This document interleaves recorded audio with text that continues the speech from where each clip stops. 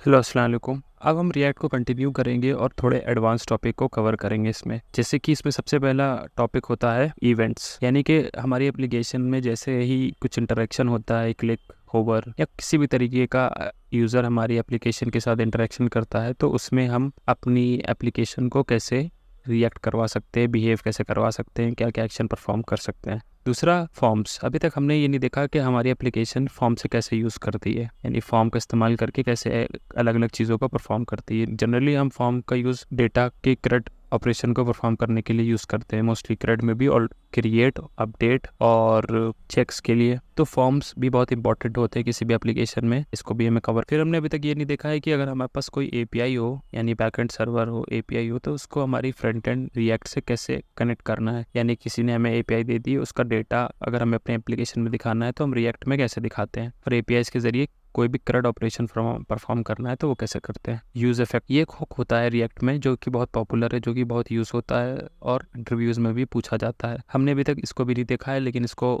ये भी बहुत ज़रूरी है, रिएक्ट में इसका क्या यूज़ है, ये कहाँ यूज़ होता है, क्यों यूज़ होता है, और इसके जैसे और भी हुक्स हैं तो वो भी हमें समझना पड़ेंगे जो कि यूज़ होते हैं। और साथ में हमने अभी तक कोई प्रोजेक्ट नहीं बनाया, तो उससे हमें किसी प्रॉब्लम को सॉल्व कैसे करना है उसका कोई एग्जाम्पल नहीं मिला।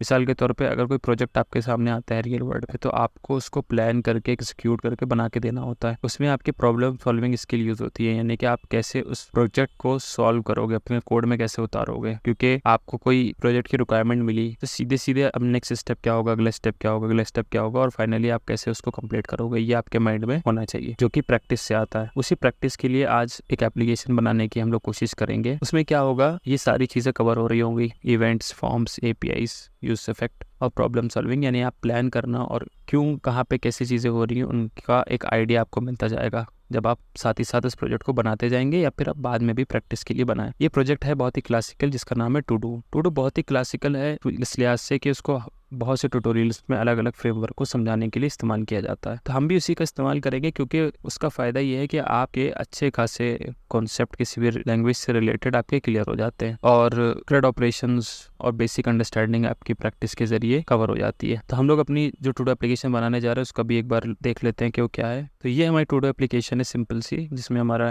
हेडिंग है, एक इनपुट है जिसके जरिए हम टूडू ऐड कर सकते हैं बटन पे क्लिक करके। जैसे कि मैंने ये ऐड किया तो ये ऐड हो गई, यानी कि हम कुछ यहाँ से टाइप करके बटन दबाएंगे तो हमारी लिस्ट में ऐड हो जाएगा वो टूडू। हम उस टूडू को कंप्लीट कर सकते हैं, या फिर हम वापस से इनकम्प्लीट कर सकते हैं टिक्स में। हम उसको डिलीट भी कर सकते हैं इस आइकन पे क्लिक करके, वो डिलीट हो जाएगा, और हम उसको एडिट भी कर सकते हैं इस आइकन पे क्लिक करके, यहीं के यहीं हम उसको एडिट भी कर सकते हैं। सेव करेंगे वो एडिट हो जाएगा। अगर हम वापस एडिट करना चाहते हैं तो उसको हम कैंसिल भी हो जाएगा वो, यानी कि हम नहीं चाहते हैं एडिट करना तो हम क्लिक करके कैंसिल भी कर सकते हैं, और एक साथ दो को एडिट भी कर सकते हैं, यानी दो इनपुट एक साथ खुल जाएंगे और उनको भी हम एडिट कर सकते हैं। तो ये एप्लीकेशन हमारी है, जिसमें क्या क्या हो गया, हमारा रिएक्ट के वो सारे कॉन्सेप्ट कवर होगा जो हमने पहले डिसाइड करे थे। सिर्फ API हैंडलिंग और परसिस्टेंट और डिप्लॉयमेंट, जो कि मैं और इसमें ऐड करूंगा और आपको वही ऑन द गो सिखाऊंगा, लेकिन हमारी ओवरऑल एप्लीकेशन ऐसी दिख रही होगी। अब हम इसको प्लान करते हैं, अब हम इसको देखते हैं कि हम क्योंकि रिएक्ट में इसको बनाने जा रहे हैं तो इस एप्लीकेशन को कैसे सोचना है आपके माइंड में, कैसे आपको उसको पहले ही माइंड में कुछ कंपोनेंट्स तोड़ के रखने हैं। जैसे कि हमने पहले बताया था आपको कि कंपोनेंट वो चीज़ जो रिपीट हो रही होती है हम उसको बनाते हैं। तो इस लिहाज से ये जो रिपीट हो रहा है हमारे टू डू की लिस्ट के आइटम, ये तो हमारे कंपोनेंट बनने के योग्य कंपोनेंट बन सकते हैं। और भी क्या क्या हम इसको अपडेट कर सकते हैं ये वो भी देखते हैं। तो सबसे पहले हमें ये इमेजिन करना होगा कि हमारी एप्लीकेशन जो ऐप फाइल होती है, जो ऐप कंपोनेंट होता है, वो पूरी हमारी एप्लीकेशन होती है, और हम अपना कोई भी पेज या कोई भी हम एप्लीकेशन उसके अंदर बनाएंगे तो वो भी एक कंपोनेंट ही होगी, जिसका नाम मैंने मान लीजिए रख दिया टू डू। जब वो बन के तैयार होगा तो वो ऐसे यूज हो सकता है कहीं भी। उसके बाद हम उसको, अगर हमें रन करना है तो हम उसको ऐप कंपोनेंट में ऐसे लिख सकते हैं। कोई भी कंपोनेंट जैसे हम रखते हैं किसी भी फंक्शन के अंदर रिएक्ट में, तो वो एज अ कंपोनेंट हम ऐसे कर रहे होते हैं टैग की तरह, और ये हमारी एप्लीकेशन हमारे बन जाएगी, हमें मतलब ब्राउजर पे दिखने लगेगी। अब इसमें हम तोड़ने की कोशिश करते हैं कि हमारा टू डू ऐप कंपोनेंट कैसा होगा, इसके अंदर क्या क्या चीजें होंगी। तो इसके अंदर देखिए सबसे पहले इनपुट कंपोनेंट होगा, यानी कि जिसमें हम टाइप करके कुछ टू डू बना पाएंगे। ठीक, ऊपर की हेडिंग है उसको हमें कंपोनेंट बनाने की जरूरत नहीं है, क्योंकि कंपोनेंट हम उसको बनाते हैं जिसमें कुछ जरूरत हो कंपोनेंट बनाने की, उसको इंटरेक्टिव करने की या फिर क्लीन करने की। दूसरा हमारा होगा बटन। ठीक, बटन हम ऑलरेडी देख चुके हैं कि कई बार हमें बटन, क्योंकि इसका स्टाइल बार बार रिपीट हो रहा होता है और बटन कई बार रिपीट हो रहा होता है, तो हम उसको भी कंपोनेंट बना लेते हैं। तीसरा हमारा कंपोनेंट होगा